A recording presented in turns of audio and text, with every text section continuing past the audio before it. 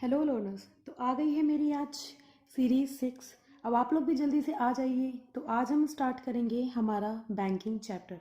जैसे कि अभी तक हमने मनी चैप्टर के सारे 1 बाय 1 टॉपिक्स को क्लियर किया, वैसे ही अब हम चैप्टर बैंकिंग के ही सारे टॉपिक्स को 1 बाय 1 क्लियर करेंगे। तो इसी के साथ चलते हैं। आज का हमारा टॉपिक है commercial banks and its function. Commercial bank आपको पता ही होगा क्या होता है। जितने भी बैंक्स आपके आसपास दिखाई दे रहे हैं वो सारे के सारे कॉमर्शियल बैंक होते हैं। बट क्या ये एक्चुअल डेफिनेशन है? नहीं। तो अब एक्चुअल डेफिनेशन कॉमर्शियल बैंक की क्या निकलेगी? एक्चुअली में आपको अपनी बुक में क्या पढ़ने हैं? दो तरीके के बैंक पढ़ने हैं। The first one is central bank and the next one is commercial bank. Central bank की बातें हम बाद में करेंगे, आज हम बात करते हैं कॉमर्शियल बैंक की। तो कॉमर्शियल बैंक कैसा बैंक है? कोई भी ऐसा बैंक जो कि अपने टू प्राइमरी फंक्शंस को परफॉर्म करता है। Two primary functions, that is the first one is accepting deposits and the second one is granting loan. तो अगर कोई भी बैंक इन दोनों फंक्शंस को परफॉर्म करता है तो वो बैंक क्या कहलाएगा? Commercial banks. तो स्टार्ट करते हैं हमारी the first MCQ. So question number 1 आपको दिखाई दे रहा है, क्या लिखा है? Which act govern commercial banks. सबसे पहले तो कॉमर्शियल बैंक की डेफिनेशन में आने के पहले हम ये पढ़ेंगे कि कौन सा ऐसा एक्ट है हमारे कॉन्स्टिट्यूशन में जो कि हमारे कॉमर्शियल बैंक्स को गवर्न करते हैं। And the option is first banking regulation banking companies act 1949, next RBI act 1934, next companies act 1956 and the last one is companies act 2013। Actually ये बोथ एक्ट सेम है, बस हमारा कंपनीज एक्ट आया 1956 में था एंड इसका अमेंडमेंट हुआ था 2013 में। So here are 4 options. जल्दी से बताइए हमारे कॉमर्शियल बैंक किस एक्ट के अंदर गवर्न किए जाते हैं, या फिर ये कह सकते हैं कि किस एक्ट के अंदर ये रजिस्टर्ड हुए हैं। तो हमारा आंसर क्या है? The first one is banking companies act जो कि आया था 1949 में। Okay, so let's move. Question number 2, which of these are primary function of commercial banks. तो अभी जस्ट मैंने आपको डिस्कस किया था कि कॉमर्शियल बैंक, कोई भी बैंक कॉमर्शियल बैंक तभी कहलाती है जब वो अपने टू प्राइमरी फंक्शंस को पूरा करती है। एंड वे टू प्राइमरी फंक्शंस क्या है बताइए? Accepting deposits and the next is granting loan. तो देखते हैं हमारे ऑप्शंस के अकॉर्डिंग क्या होगा। Option number A accepting deposits, option number B granting loan, option number C discounting bills of exchange and option number D both A and B. तो जब हमारे प्राइमरी फंक्शन दो हैं तो आंसर भी तो दो होगा। दैट इज फर्स्ट हो गया हमारा एक्सेप्टिंग डिपॉजिट, ये तो हमारा होगा ही होगा, और ग्रांटिंग लोन, ये भी हमारा आंसर होगा। थर्ड है डिस्काउंटिंग बिल्स ऑफ एक्सचेंज। तो इसको एक्चुअली फंक्शन तो ये भी है इसका, ये बिल भी डिस्काउंट करता है, बट हमने पूछा है प्राइमरी फंक्शन, इस वजह से प्राइमरी सिर्फ दो हैं। दैट्स हमारा आंसर क्या हो जाएगा? Both A and B. Let's move to question number 3, which account provide maximum interest rate to its customer. जैसे कि आपने अभी ऊपर फंक्शन पढ़ा ना एक्सेप्टिंग डिपॉजिट, तो जब हम कॉमर्शियल बैंक में डिपॉजिट्स जमा करने जाते हैं अपने एज अ सेविंग के तौर पे, तो कितने अकाउंट्स हैं जो कि कॉमर्शियल बैंक हमें ऑफर करती है? ठीक है, तो मेरे हिसाब से तो अकाउंट्स टोटल कितने होते हैं? 5 होते हैं। ओके, पहला होता है हमारा सेविंग अकाउंट, नेक्स्ट होता है current account. Saving account mainly वो ओपन करते हैं जिनको सेविंग्स के पर्पज से अपने कुछ डिपॉजिट्स को वहां पे डिपॉजिट करना होता है, कुछ मनी को। ओके, उसमें भी हमें इंटरेस्ट मिलता है। नेक्स्ट होता है हमारा करंट अकाउंट। करंट अकाउंट एक बिजनेसमैन जितने भी होते हैं वो ओपन करते हैं। ऐसा क्यों? क्योंकि इसमें विथड्रॉ की एंड डिपॉजिट की लिमिट नहीं होती है। बिजनेसमैन को अपने बड़े बड़े ट्रांजेक्शन्स वो लोग इजीली करंट अकाउंट में कर देते हैं, बट यहाँ पे कोई भी इंटरेस्ट नहीं मिलता है। तो अगर जब क्वेश्चन में इंटरेस्ट की बात करें तो इसको तो मैं पहले ही क्या कर देती हूँ, odd one out. So next होता है हमारा fixed deposit and recurring deposit. ये दोनों ही हम क्यों करते हैं, जब हमें लॉन्ग टाइम तक अपनी सेविंग्स को बैंक में डिपॉजिट करना होता है तब हम यूज करते हैं fixed deposit and recurring deposit. But in दोनों में क्या डिफरेंस है, इन दोनों में डिफरेंस ये है कि फिक्स्ड डिपॉजिट में हमें एक साथ, जिसे हम कहते हैं लमसम अमाउंट में, हमें एक साथ पूरे के पूरे पैसे दे देने होते हैं, जिसे आप शॉर्ट में कहते हो एफडी, फिक्स्ड डिपॉजिट, और कुछ समय के लिए हम लोग उसे डिपॉजिट मतलब फिक्स कर देते हैं। बट अगर हमारे पास एक साथ ही पूरे फिक्स डिपॉजिट का अमाउंट नहीं है तब हम क्या करेंगे, तब हम चूज करते हैं रिकरिंग डिपॉजिट। क्योंकि इसमें क्या होता है, इसमें हमारे पास ऑप्शन अवेलेबल होते हैं कि हम इंस्टॉलमेंट के बेसिस में भी पैसे दे सकते हैं। 10,000, 20,000 जितना भी हमारी एबिलिटी होती है, हम मंथली बेसिस में या क्वार्टरली बेसिस में यहाँ पे डिपॉजिट कर सकते हैं। उसके बाद जब हमारे डिपॉजिट कंप्लीट हो जाएंगे फिर हम उसको फिक्स कर देंगे, ठीक है। और दोनों पे ही हमें इंटरेस्ट मिलता है। बट क्वेश्चन क्या पूछ रहा है, क्वेश्चन पूछ रहा है कि इंटरेस्ट सबसे ज्यादा, सबसे मैक्सिमम किस में मिलता है, तो आंसर क्या होगा, obviously fixed deposit. Okay, current account को मैंने क्रॉस क्यों किया था, क्योंकि इसमें तो इंटरेस्ट ही नहीं मिलता है फर्स्ट ऑफ ऑल। ओके, तो इंटरेस्ट हमें मिलता किसमें किसमें है, सेविंग डिपॉजिट में, फिक्स्ड डिपॉजिट में एंड रिकरिंग डिपॉजिट में। ओके, तो अब सबसे मैक्सिमम किस में मिलेगा, एक्चुअली सेविंग डिपॉजिट में बहुत ही माइनर इंटरेस्ट मिलता है, कहीं कहीं पे 0 पॉइंट समथिंग होता है, कहीं कहीं पे 1 पॉइंट समथिंग होता है, बस इससे ज्यादा नहीं होता है। ओके, बट फिक्स डिपॉजिट में क्या होता है, इसमें अप्रोक्सीमेटली 6 पॉइंट समथिंग हमें इंटरेस्ट आराम से मिल जाता है, वो भी पर एनम। तो इसलिए अगर हम कंपैरिजनली बोलें तो हमारा फिक्स्ड अकाउंट क्या हो जाएगा, मैक्सिमम इंटरेस्ट हमें देगा। ओके, तो आगे बढ़ते हैं इसी के साथ। Question number 4, which of these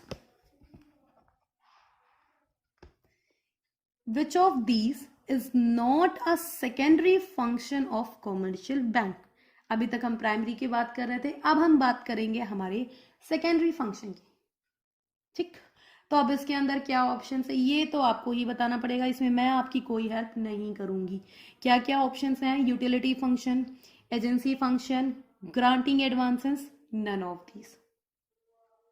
तो जल्दी से बताइए इसमें से कौन सा ऐसा है जो कि सेकेंडरी फंक्शन के अंदर नहीं आता है। मैंने जैसे बोला ये आंसर आपको बताना पड़ेगा, मैं इसमें आपकी हेल्प नहीं करूंगी। तो जल्दी से आप कहीं पे राइट कर लीजिए या फिर दिमाग में ही एज्यूम कर लीजिए कि आपका आंसर क्या होगा। अभी मैं इसका आंसर आपको नहीं बताने वाली हूँ, क्यों नहीं बताने वाली हूँ ये आपको आगे पता चल जाएगा, इसलिए इसको ड्रॉप करके मैं बढ़ूंगी क्वेश्चन नंबर 5 में। क्वेश्चन नंबर 5 क्या कह रहा है, which of the following is not a commercial bank. अब आपके पास ऑप्शन अवेलेबल है, इसमें आपको ये बताना है कि इसमें से कौन सा कॉमर्शियल बैंक नहीं है। ओके, ये नॉट वाला हमेशा हाईलाइट करके रीड किया करिए, क्योंकि ऐसे अक्सर नॉट वाले एमसीक्यूज हमें बहुत फंसा देते हैं, ठीक है। ऑप्शंस क्या क्या अवेलेबल है, state bank of India in short SBI, ICICI bank, NABARD, national bank for agriculture and rural development, next Punjab national bank in short PNB। तो जल्दी से बताइए कौन सा ऐसा आंसर है जो कि कॉमर्शियल बैंक नहीं होगा, ठीक। तो अब मैं इसका आंसर क्या बताऊंगी, that is NABARD। Why, actually SBI, ICICI, PNB, आपके आसपास जितने भी ये बैंक दिखते हैं, एक्सिस हो गया, इलाहाबाद बैंक हो गया, Canara bank, oriental bank, bank of Baroda, ग्रामीण बैंक, जितने भी बैंक आपके आसपास हैं सब कॉमर्शियल बैंक के अंदर आते हैं। क्यों, क्योंकि ये दोनों प्राइमरी फंक्शंस को कंप्लीट करते हैं, accepting deposit and granting loan. But ये जो NABARD है ये कॉमर्शियल बैंक में क्यों नहीं आता, एक्चुअली में ये एक डेवलपमेंट बैंक होता है। ओके, ये ना ही हमारे डिपॉजिट्स को एक्सेप्ट करेगा, ठीक, और लोन की अगर मैं बात करूं तो लोन तो देगा ये, इसीलिए बना होता है, इसे कहते हैं हम development bank, national bank for agriculture and rural development. नाम में ही क्या लगा हुआ है, ये दो चीजों के डेवलपमेंट के लिए लोन प्रोवाइड करता है। वो दो चीजें क्या है, A and R, A for agriculture and R for rural. तो रूरल एरिया के लिए और एग्रीकल्चर डेवलपमेंट के लिए ये लोन प्रोवाइड करता है जितने भी नीडी पर्सन होते हैं। साथ ही साथ ये अपने अंडर में कई सारे बैंक्स को भी रेगुलेट करता है। ठीक है, इसलिए हम इसको कॉमर्शियल बैंक में टिक नहीं कर सकते। चलो नेक्स्ट आगे बढ़ते हैं क्वेश्चन नंबर 6 में। ओके, सो स्टार्ट करते हैं। क्वेश्चन नंबर 6 क्या कह रहा है? Which of these is are agency function of commercial bank? इसमें से कौन सा कॉमर्शियल बैंक का एजेंसी फंक्शन कहलाता है? ओके, ऑप्शंस क्या क्या हैं? The first one is transfer of fund, collection of fund, payment of bills and locker facility. Okay, 4 options हैं आपके पास। एक्चुअली में इस क्वेश्चन में आपको आंसर यहाँ पे टिक नहीं करना है, आपके पास नीचे कुछ और ऑप्शंस अवेलेबल हैं, आंसर आपको वहाँ पे टिक करना होगा। तो जल्दी से सोचिए कि कौन सा इसमें से ऐसा है जो एजेंसी फंक्शन के अंदर आएगा। भाई इज एंड आर दोनों दिया है, इसका मतलब आंसर सिंगुलर भी हो सकता है एंड कई सारे भी होते हैं, मोर देन वन ऑप्शन भी अवेलेबल हो सकता है। ठीक, तो आपको एक्चुअली में टिक करना है इनमें से। ऑप्शन ए कह रहा है first and second means transfer of fund and collection of fund. Option number B कह रहा है second, third and fourth, transfer of fund, collection of fund and payment of bills. ठीक है, ऐसे सो ऑन आपके ऑप्शंस हैं। सो जल्दी से सोचिए कि इसका आंसर क्या होगा। ठीक, आंसर मैं अभी नहीं बताऊंगी, क्यों? बिकॉज मुझे कंप्लीट करानी है आप लोगों की टेबल जिसमें सारे के सारे फंक्शंस इंक्लूडेड हैं। जैसे कि क्वेश्चन नंबर 4 का भी आंसर मैंने नहीं दिया था इसी वजह से, क्योंकि जब मैं ये टेबल करा दूंगी तो आपको खुद ही क्लियर हो जाएगा कि कौन सा इसमें से प्राइमरी होता है, कौन सा सेकेंडरी होता है, कौन सा एजेंसी है, या फिर जितने भी एक्स्ट्रा दिए हुए हैं। ओके, सो आ जाइए फटाफट मेरी टेबल पे। आंसर आप सोच ही चुके होंगे कि क्या होगा, तो अब आप चेक करिए, वेरीफाई करिए कि कौन सा इसमें से आपने ट्रू टिक किया है। तो जैसे कि मैंने बताया फंक्शंस ऑफ कमर्शियल बैंक यहाँ पे दिया है, तो ये 2 पार्ट में डिवाइड होता है। पहला primary function and the next one is secondary function. अब प्राइमरी फंक्शन तो मेन होता है, मैंने जैसे बताया था कि अगर कोई भी बैंक प्राइमरी फंक्शन को पूरा करता है, प्राइमरी फंक्शन को परफॉर्म करता है, तब जाके वो कमर्शियल बैंक कहलाता है। तो वो प्राइमरी फंक्शन क्या हो जाते हैं? The first one is accepting deposit and the next one is granting loans या फिर एडवांसेस। ठीक, एक्चुअली में शॉर्ट टर्म के लिए थोड़ा सा हम एडवांस वर्ड का यूज कर लेते हैं एंड लॉन्ग टर्म या मीडियम टर्म में जब हम जाते हैं तो फिर हम लोन वर्ड यूज कर लेते हैं, इस वजह से वो थोड़ा डिस्टिंक्ट हो चुके हैं। बट प्राइमरी फंक्शन तो आपको पता ही है। मेन प्रॉब्लम आपकी कहाँ पे आती है? सेकेंडरी फंक्शन को एनालिसिस करने में, क्योंकि सेकेंडरी फंक्शन भी अगेन 2 पार्ट्स में फर्दर डिवाइड हो जाता है।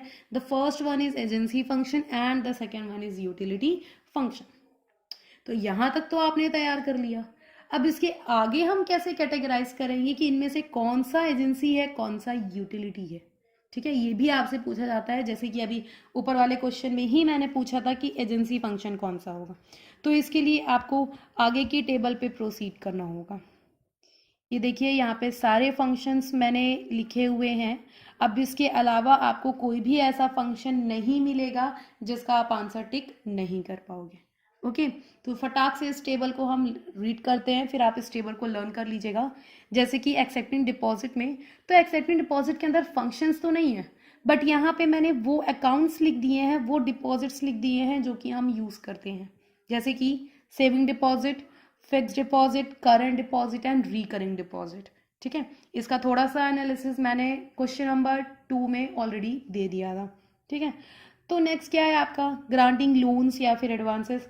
तो इसके अंदर क्या आता है? सबसे पहला कैश क्रेडिट। कैश क्रेडिट क्या होता है? बहुत ही शॉर्ट पीरियड ऑफ टाइम के लिए जब बैंक किसी को एडवांस प्रोवाइड करती है उसे कहते हैं हम कैश क्रेडिट। बैंक ओवरड्राफ्ट, इसमें क्या होता है? जब हम अपने बैंक बैलेंस से भी एक्स्ट्रा में कुछ ओवर में कुछ ड्राफ्ट विदड्रॉ कर लेते हैं तो उसे हम कहते हैं बैंक ओवरड्राफ्ट। ये फैसिलिटी हर एक अकाउंट में अवेलेबल नहीं होती है, इसके लिए आपको डीप एनालिसिस करना पड़ेगा, बट यहाँ पे इतनी नीड नहीं है। ओके। आगे क्या है, लोन्स। लोन्स भी 3 तरीके के होते हैं, short term loan, medium term loan and long term loan.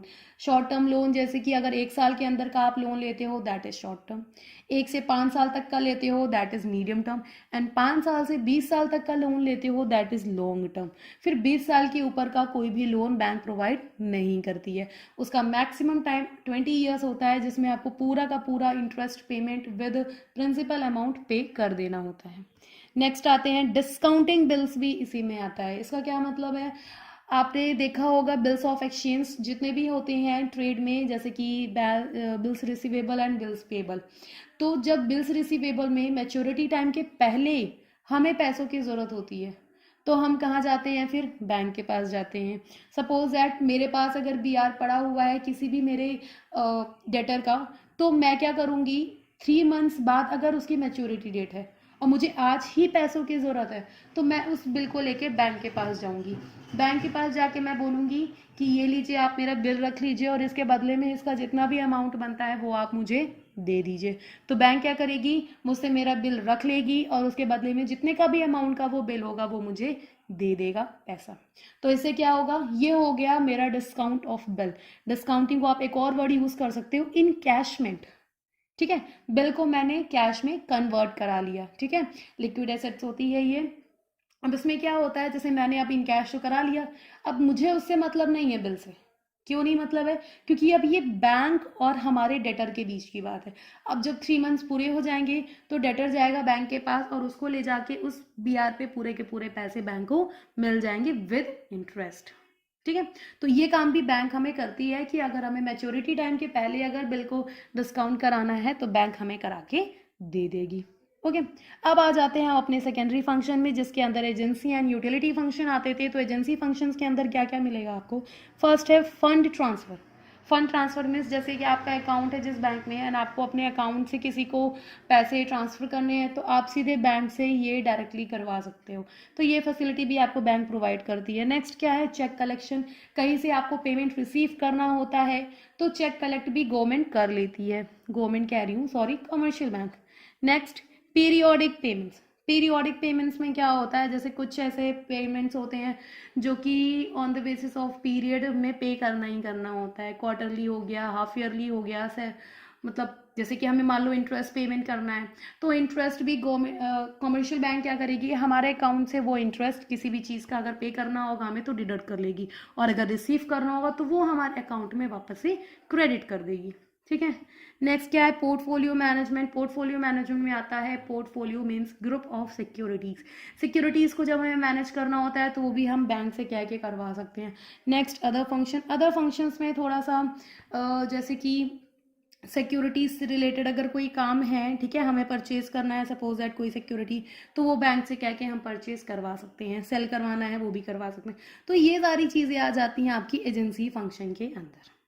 ठीक है, इसको आप अगर शॉर्टकट में मैं बताऊं तो आप ऐसे याद कर सकते हो कि जब हमें पैसों से रिलेटेड कोई भी काम अपना थर्ड पार्टी से करना होता है, थर्ड पार्टी का मतलब समझ रहे हो, मीन्स फर्स्ट पार्टी हम खुद हो गए, सेकंड हो गई हमारी बैंक, और थर्ड कोई अदर पर्सन। तो जब किसी भी अदर फंक्शन से हमें कुछ भी पैसों का लेन देन करना होता है तो वो बैंक के थ्रू हमारा हो जाता है। वही सब आता है आपका एजेंसी फंक्शन में। ठीक, अब नेक्स्ट यूटिलिटी फंक्शन में क्या होता है। यूटिलिटी फंक्शन एक्चुअली जितनी भी हमारी यूज की चीजें होती हैं, यूटिलिटी वर्ड ही किससे बना होता है, यूजेस से। तो जितनी भी चीजें हमारी यूजेस से रिलेटेड होती हैं वो सारी की सारी यहाँ पे आती हैं। जैसे कि ड्राफ्ट इशू करना, ड्राफ्ट मतलब यहाँ पे कह रहा है demand draft, like that only. ठीक है, locker facility commercial bank provide करता है।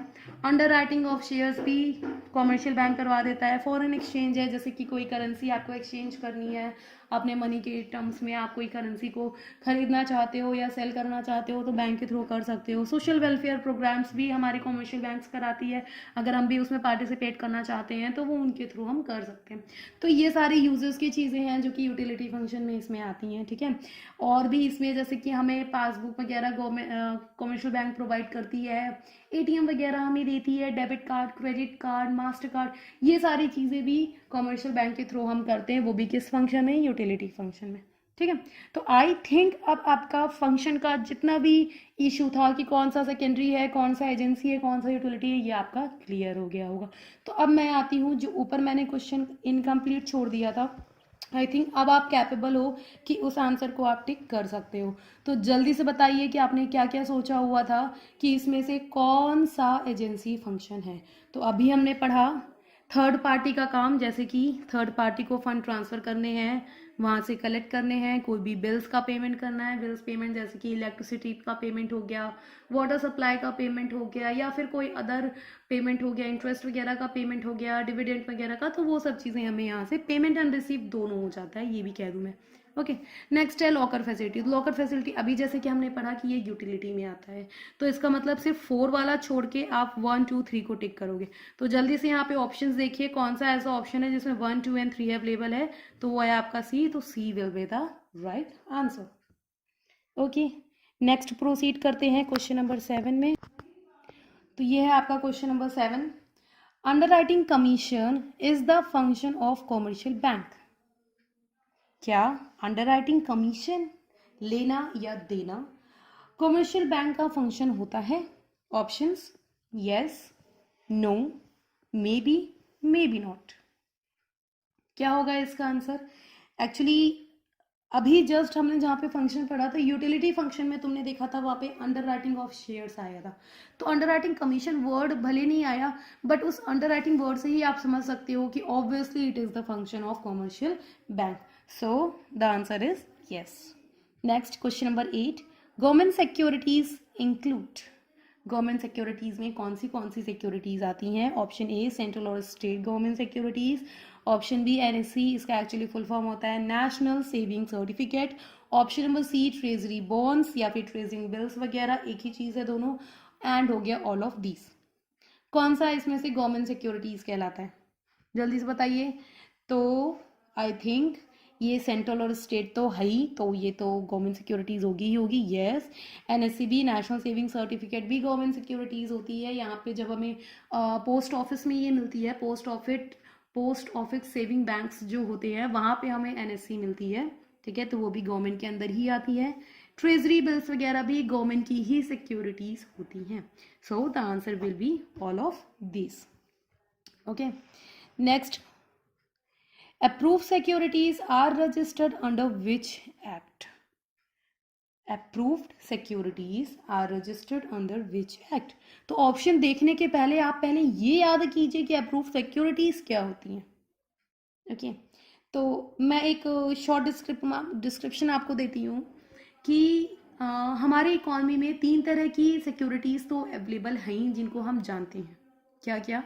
The first one is government securities, second one is approved securities and third is private securities। ठीक है, तो गवर्नमेंट सिक्योरिटीज के अंदर कौन सी आएंगी? ऐसी सिक्योरिटीज जो कि गवर्नमेंट देती है, ये भी एक्चुअली अप्रूव्ड होती है। अप्रूव होने का मतलब है कि किसी ना किसी एक्ट के अंदर वो रेगुलेट हो रही हैं, रजिस्टर्ड हो रही हैं। तो गवर्नमेंट सिक्योरिटीज भाई गवर्नमेंट की ही है, तो उसको रजिस्टर्ड होने की नीड तो नहीं है, बट हम उसको ऑलरेडी रजिस्टर्ड सिक्योरिटीज या अप्रूव सिक्योरिटीज हम कहते हैं। तो जैसे कि अभी ऊपर वाले क्वेश्चन में आपने देखा कि गवर्नमेंट सिक्योरिटीज में अगर कोई भी स्टेट गवर्नमेंट या सेंट्रल गवर्नमेंट की सिक्योरिटी है वो भी आएगी। नेशनल सेविंग सर्टिफिकेट मतलब ये कहाँ से मिलता है? पोस्ट ऑफिस की जितनी भी सिक्योरिटीज हैं वो भी इसमें आएंगी। एक्चुअली यही एक सिक्योरिटी होती है, आपको ये टेंशन लेने की जरूरत नहीं है कि और भी कई सारी सिक्योरिटी होती है पोस्ट ऑफिस की। तो पोस्ट ऑफिस में यही एनएससी पाई जाती है। फिर ट्रेजरी बॉन्ड्स जो हमारी बैंक्स, आरबीआई और गवर्नमेंट आपस में मिलके 1 दिन के लिए या 2 दिन के लिए या फिर थोड़ा 1 मंथ पीरियड ऑफ टाइम के लिए जब पैसे एक्सचेंज करती हैं, क्रेडिट लेती हैं, तो वहाँ पे ये सारी सिक्योरिटीज का यूज होता है। ओके, इसके एग्जांपल्स में जैसे कि ट्रेजरी बिल्स हो गया एंड कॉमर्शियल बिल्स हो गया, तो वो सब इसके अंदर आ जाते हैं। तो ये सारी की सारी तो गवर्नमेंट सिक्योरिटीज हो गई। नेक्स्ट मैंने क्या बताया था? Approved securities. तो अप्रूव्ड सिक्योरिटीज कौन सी होती हैं? अप्रूव्ड सिक्योरिटीज एक ऐसी सिक्योरिटी जो कि प्रोविजन या फिर एक ऐसा एक्ट जो कि उसको रेगुलेट करने का काम करता है, वो अपने मन से कुछ भी नहीं कर सकती, सारे रूल्स एंड रेगुलेशंस एक प्रॉपर एक्ट बनाता है। तो अप्रूव्ड सिक्योरिटीज टोटली डिपेंड करती है आपके किसमें? एक्ट के अंदर। तो भाई अब वो एक्ट है क्या? Banking regulation act 1949, RBI act 1934, UTI मतलब unit trust of India act 1962, SEBI मतलब securities exchange board of India 1982। तो अब इसमें से आंसर क्या होगा? एक्चुअली अप्रूव सिक्योरिटीज एक ऐसी सिक्योरिटी जो कि रजिस्टर्ड होती हैं अंडर बैंकिंग रेगुलेशन एक्ट 1949 में। ठीक है, अब मे भी आप लोग को कुछ डाउट होगा कि इसमें सेबी भी तो हो सकता है। ठीक है, तो सेबी बिल्कुल एक्चुअली जितना भी सिक्योरिटीज का फ्लो होता है, सिक्योरिटीज जो मार्केट होती हैं, ठीक है, तो वहां पे सेबी ही रेगुलेट करता है, आई अंडरस्टैंड। ठीक, बट जब सिक्योरिटीज को रजिस्टर कराने की बात होती है तो वो फिर बैंकिंग रेगुलेशन एक्ट ही आता है, तभी वो अप्रूव्ड सिक्योरिटीज कहलाती हैं। ठीक है, इसके अंदर जैसे कि हमारी यूनिट ट्रस्ट ऑफ इंडिया की सिक्योरिटीज हो गई, एलआईसी वगैरह की कोई सिक्योरिटी हो गई, या फिर कोई भी कमर्शियल बैंक अपनी सिक्योरिटीज को लॉन्च करता है ना, आरबीआई अपनी सिक्योरिटीज को लॉन्च करती है या गवर्नमेंट अपनी सिक्योरिटीज को लॉन्च करती है, तो वो सारी की सारी सिक्योरिटीज बैंकिंग रेगुलेशन एक्ट के अंदर ही आती है। इसका डेट याद कर लीजिएगा, एक्चुअली बहुत बार आपको कंफ्यूज करने के लिए ये 1948 1947 समथिंग लाइक दैट ऑप्शंस दे देगा, तो आप इसको डेट याद कर लीजिएगा प्लीज, 1949। आरबीआई की भी डेट आपके लिए बहुत ज़रूरी है, मैं भी क्यों नहीं कह रही हूँ, क्योंकि जस्ट इसके बाद मैं सेंट्रल बैंक की सीरीज निकालूंगी, वहाँ पे हमारा आरबीआई एक्ट आएगा। ठीक है, तो आंसर क्या है? Banking regulation act 1949। चलिए आ जाते हैं हम अपने लास्ट क्वेश्चन में। क्या कह रहा है? Under which type of securities commercial banks do not invest their surplus. कौन सी ऐसी सिक्योरिटीज में कमर्शियल बैंक अपने सरप्लस को इन्वेस्ट नहीं करते हैं? ठीक है, तो ऑप्शंस क्या है? Government securities, unapproved securities, approved and private securities. ठीक है, तो अभी जहां तक अभी मैंने आपको बताया था कि 3 तरह की सिक्योरिटीज मार्केट में अवेलेबल होती हैं जो कि रनिंग पोजीशन में होती है। पहली क्या थी? गवर्नमेंट सिक्योरिटी थी, ठीक है, और अप्रूव्ड थी, एंड प्राइवेट सिक्योरिटीज थी। ठीक है, प्राइवेट सिक्योरिटीज भी जो किसी ना किसी एक्ट के अंदर रेगुलेट की जाती है, नहीं भी होंगी तो वो सेबी रेगुलेट कर लेगा। ठीक है, एंड प्राइवेट सिक्योरिटीज मतलब कि जो प्राइवेट कंपनीज की सिक्योरिटी होती है। बट ये जो अनअप्रूव्ड सिक्योरिटीज होती हैं, ये क्या है भाई? जाहिर सी बात है, अगर मैंने बोला कि अप्रूव्ड सिक्योरिटी वो सिक्योरिटी जो कि किसी एक्ट के अंदर रजिस्टर्ड होती है, तो अनअप्रूव्ड क्या कौन सी हो जाएंगी? जो किसी भी एक्ट में रजिस्टर्ड नहीं होंगी। तो जब ये एक्ट में ही रजिस्टर्ड नहीं होंगी तो फिर ये फ्लो कैसे होंगी? ठीक है, तो कुछ सिक्योरिटीज हमारे इकोनॉमी में ऐसी होती हैं जो कि या तो कॉज हो सकता है किसी भी फ्रॉड का।